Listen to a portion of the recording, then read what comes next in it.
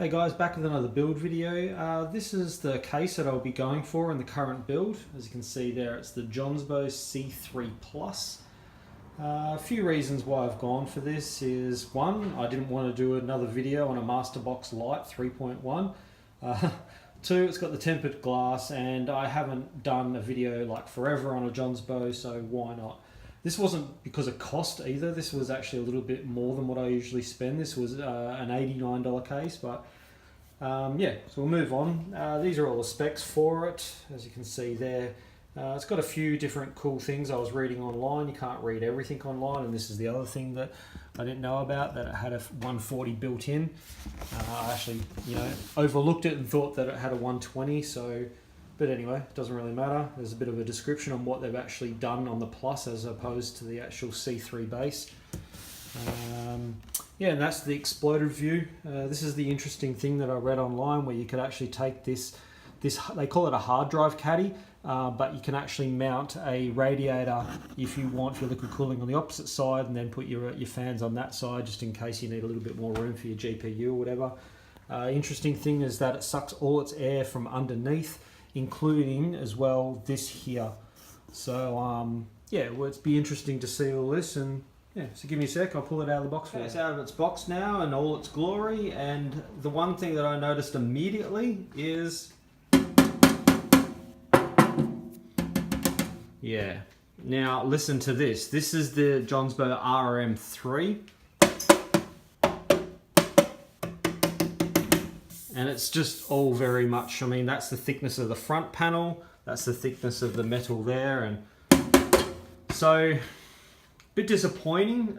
You think that you're buying Jonsbo, I mean, it's a $90 case, I get it, that's not a lot of money, but, for things that you can get for, like, the H17 that I did for, like, $49 or whatever, it's, compared to that, I can look at this now and think that this is more of a $60 case or whatever, not a $90 case. But anyway, it's got some cool designs. Let's hope it's keeps up with everything else that I'm looking for in a case anyway. So just quickly, this was the little booklet that it came with.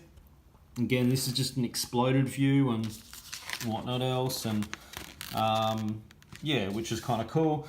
This is a little bag of stuff. You get these with most of your cases these days, but you got some extra. These little grommets here are similar to the RM3, and they can be used for your PSU and whatnot else. But anyway, so there you go. So I'll take the side off and we can have a look at its skeleton form. Here it is without the tempered glass on the side. I thought I'd bring it outside so we can see it a little bit better. But all of this was very hard. You couldn't really tell when it was sort of talking about online. It was talking about that you could actually put the radiator on the other side. You can see this now because that's sort of like part where your hoses can come up and whatnot else, but there is still a lip. There is still a lip on that, so that was a little bit odd. It sort of looks a little bit similar to the RM3, but there's quite a few differences obviously with the quality of the metal and whatnot else. I mean, it's still got that brushed look to it, but yeah, I mean, like, I'm half expecting to find plastic or whatever, but there is none. It is all metal, and it's all fairly well made. You got a lot of cavities. I mean, that's a fair bit. You nearly get my whole hand behind there, so that's a lot of room, which is what Jonsbo is pretty good for. Give you a lot of room for cable management. This is not what I'm keen on, but was not going to put another fan on there, but I might as well now. But we'll see how the double radiator goes. I'm just putting a ML240L in there, which is just a Cooler Master double radiator. But yeah, I mean, there's a fair bit of room for whatnot else and bits and pieces. I mean, I can obviously put a hard drive down there if I wanted to, but one thing that I did notice about this straight away is that I went to undo the screws and there are none.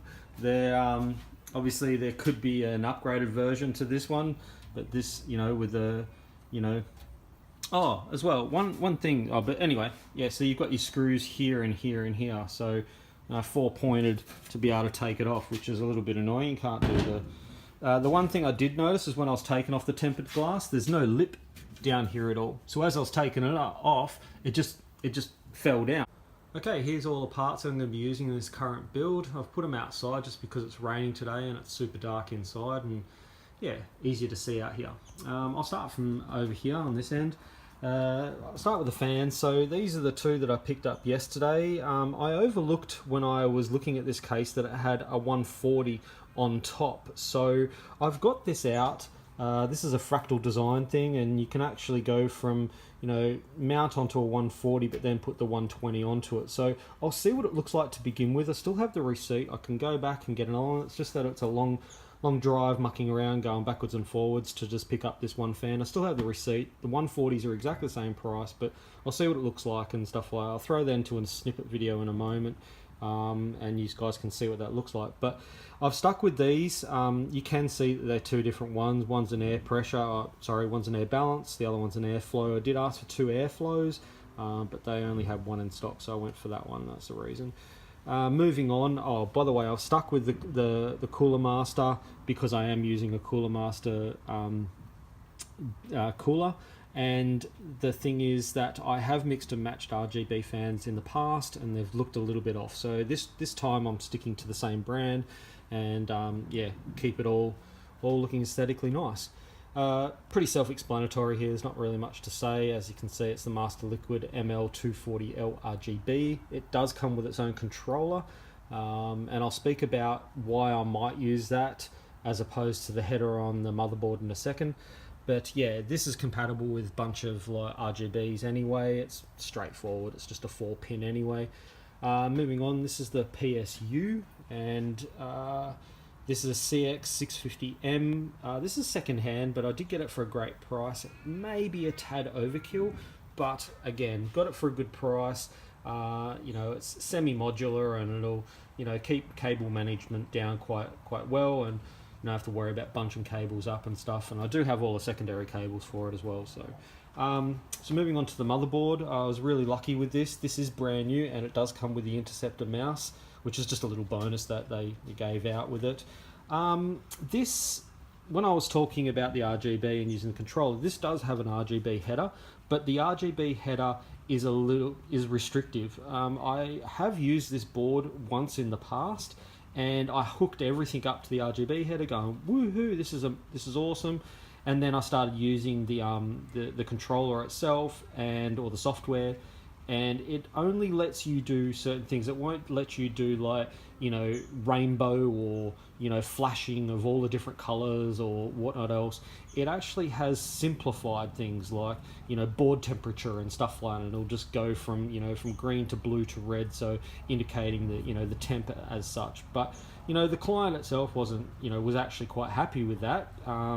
But, you know, I wasn't. But, you know, it's not up to me. It was up to the client, and he was happy with it. I was quite happy to just, you know, take it all apart and put on a, you know, external controller, but it was fine.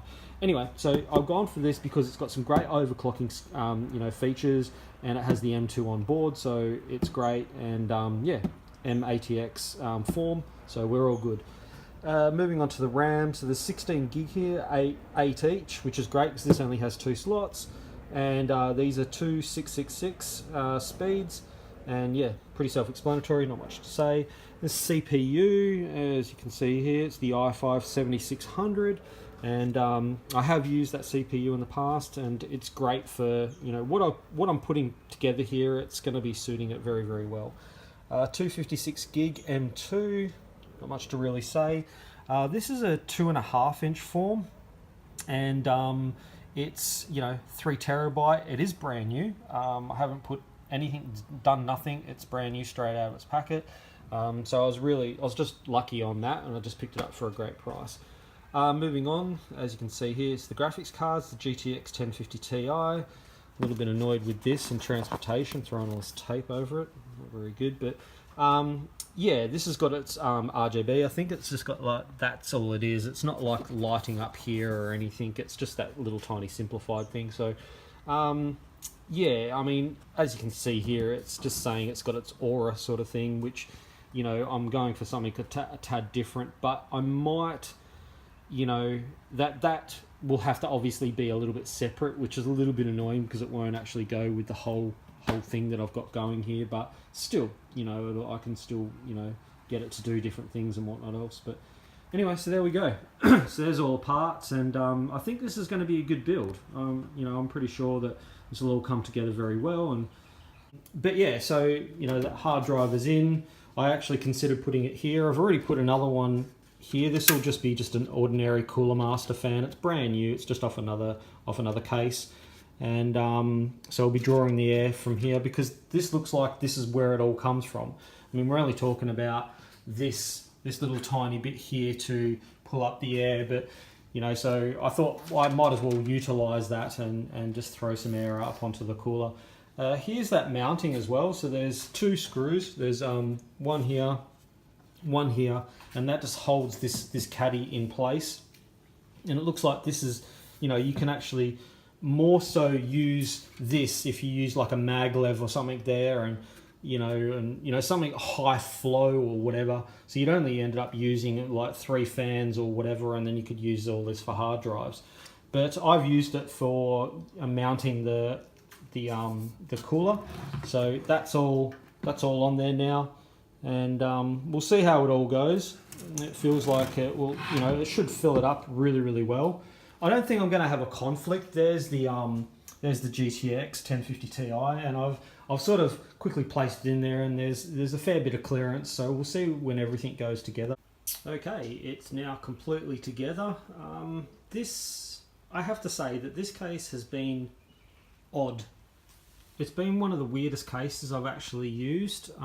If I look at this straight on, and you know, like that, you can sort of see the angle of that is straight, but then this angle here, it's on the piss a little bit. It's on, you know, it's on an angle, which is kind of strange, because it's firing, you know, this sort of that way.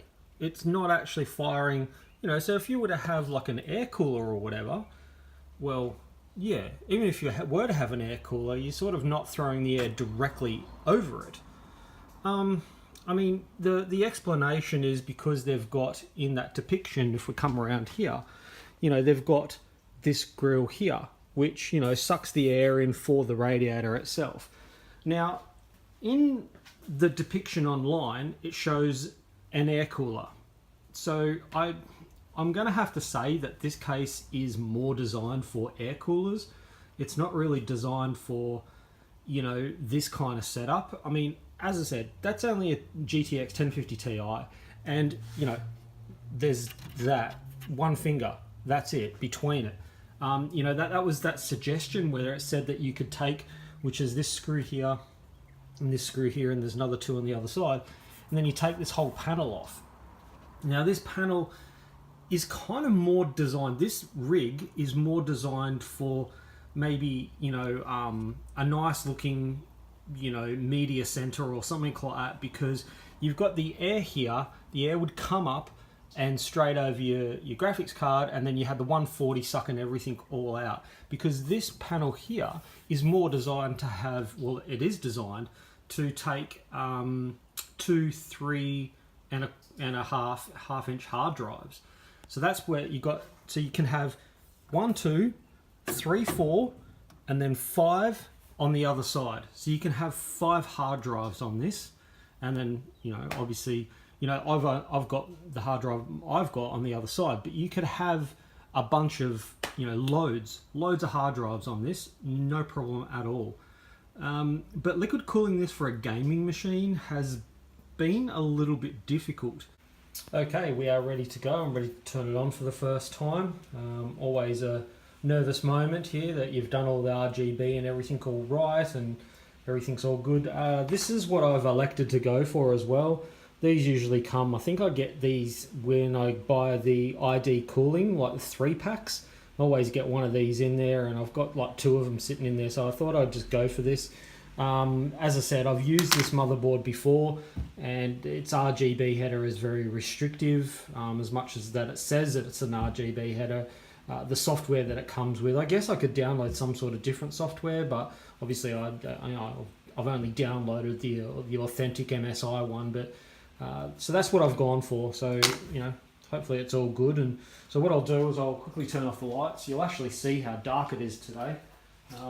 Said it's like it is nearly 10 to 6 at night, but anyway, so yay. I've left off the tempered glass just because it's, you know, so because I've still got the protective film and everything on it, so I thought I'd just leave it off. Let the new owner take that off. But yeah, we're all good. We are all good. As you can see, there's that accentuating. See how it's not really that bright, but I mean, if I was to like turn this off, you know, sort of just, I don't know, it's just cool. Anyway, so this is all that lights up on the GTX1050ti. Even though it says RGB, but that's all it's on there. But yeah, there we go. So there you go, guys. That is the Jonsbo C3-Plus, and it's not been the best case that I've used. I probably won't be going back for a Jonsbo in this price range. I'm going to go for a Jonsbo. I'll probably be going for something a little bit more expensive to do it, but nearly all of my builds are always, you know, budget. This is actually even a little bit more at $89 than what I'm used to actually spending. You know, but I didn't want to do another video and then you guys be all bored with me doing a Masterbox Lite 3.1 again. That's ridiculous. So at least I've done this, and you can sort of, you know, I still like it. I still like the case. There's just certain features that I'm used to with Jonsbo that aren't with this, and you know, I could have paid less money for more as such. But anyway, there you go. All good. Thank you.